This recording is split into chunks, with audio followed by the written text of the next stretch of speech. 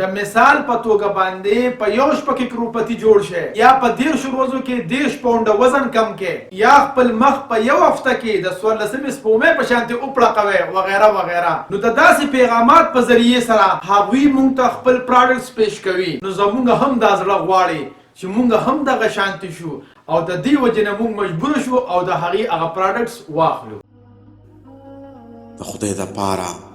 پښتنو سانونو پیژنئ، ستاسو دپاره خو به ځان له پیغمبر نه راځي.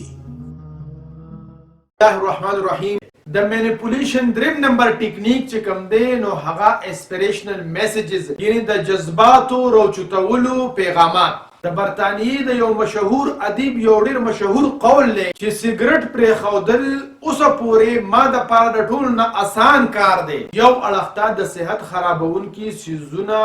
مونږه د هغې څیزونو نه لرې تښتېدو ته جوړوي او بل اړخ ته زمونږ جذبات راوچتونکي پیغامات مونږ ته دا وایي چې زمونږ دا څیزونه واخلئ. په عام توګه باندې په مارکیټینګ کې داسې قسمه پیغامات استعمالیږي چې د هغې په ذریعې سره زمونږ په زړه کې دا خواهش پیدا شي چې مونږ د هغې څیزونه واخلو او خپل مقصد ته زر تر زره ورسو. د مثال په توګه باندې په یو شپه کې کروپتی جوړ شي یا په 10 ورځو کې 10 پاونډه وزن کم کې یا خپل مخ په یو هفته کې د 14 سپومې په شانتي وپړقوي وغیرہ وغیرہ. نو د داسې پیغامات په ذریعې سره هغوی مونږ ته خپل پروډکټس پیش کوي. نو زمونږ هم دا زړه غواړي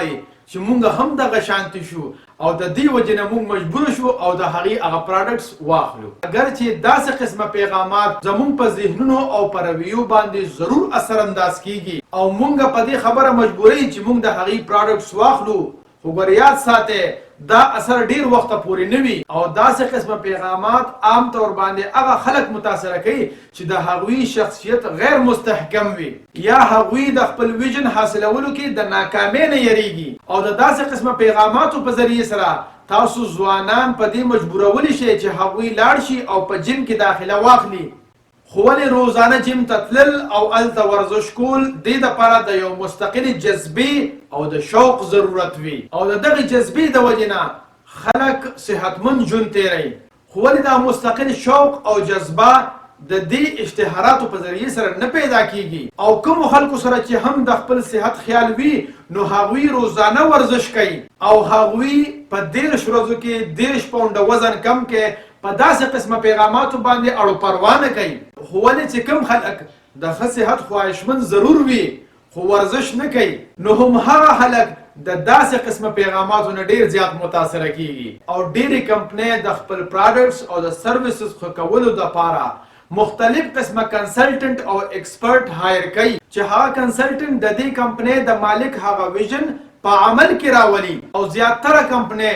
داسې قسمه نظام خو ضرور جوړ کړي خو ولې د هغې امپلایز یعنی ملازمین په هغه نظام باندې تلو ته تیار نه وي او نه په هغې کې دا جذبه وي د دې وجې نه هغه کمپني ناکامه شي.